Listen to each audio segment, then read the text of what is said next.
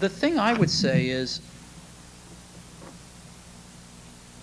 when you grow up, you tend to get told that the world is the way it is, and your life is just to live your life inside the world, try not to bash into the walls too much, try to have a nice family life, have fun, save a little money. Which, by the way, is not such bad advice, eh? Don't get me wrong. But I think where he's going to. So let's continue. What disturbs me a little bit is that if that's what you want, it's perfectly fine. Find a job, make some money, have a good life. That's fine. Let's see what he has to say about it. But life, that's a very limited life. Life can be much broader. Once you That is a value judgment.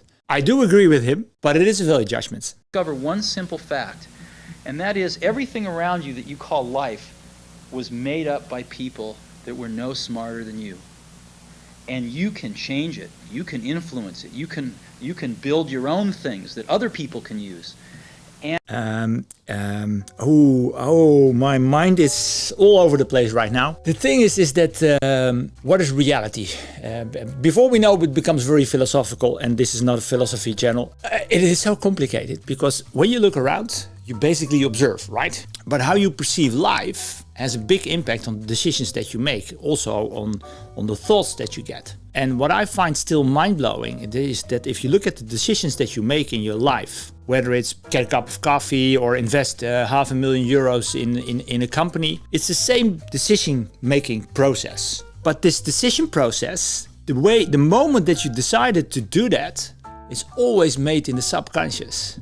And later on you get the reasons why you made that decision. And when you really think about that, that is really mind-blowing. So what I like about his advice already so far is that if you have different perception on reality, you get probably different thoughts. And you can create things beyond imagination. The only difficulty I have with this kind of advice is that it is not so easy to do so. You really need to understand what does a belief doing to me and how do I change my own thoughts. And the minute that you understand that you can poke life and actually something will, if you push in, something will pop out the other side, that you can change it, you can mold it.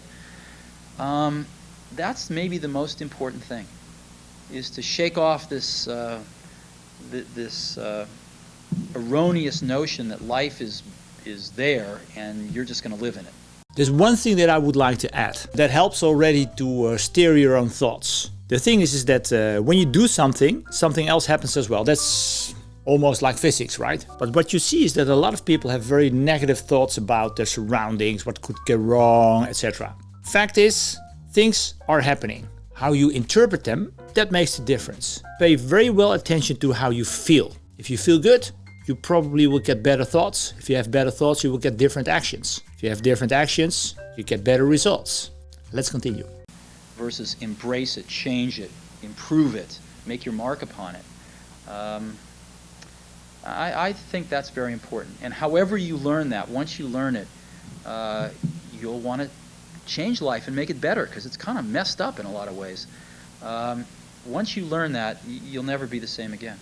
I love his advice, but that's always also a limitation of this video itself. It's good advice. I can by heart, by experience, I can say that this is really true. But it's not so easy to find your way how to do that. Looking at advices from Steve Jobs, I really understand why he came up with brilliant ideas. If you are able to think already like he's doing, you get also completely different results. And that makes it so interesting to watch advice from Steve Jobs. Even if it's from history, it is very good advice. And he proved that it's really like that. It's really like that.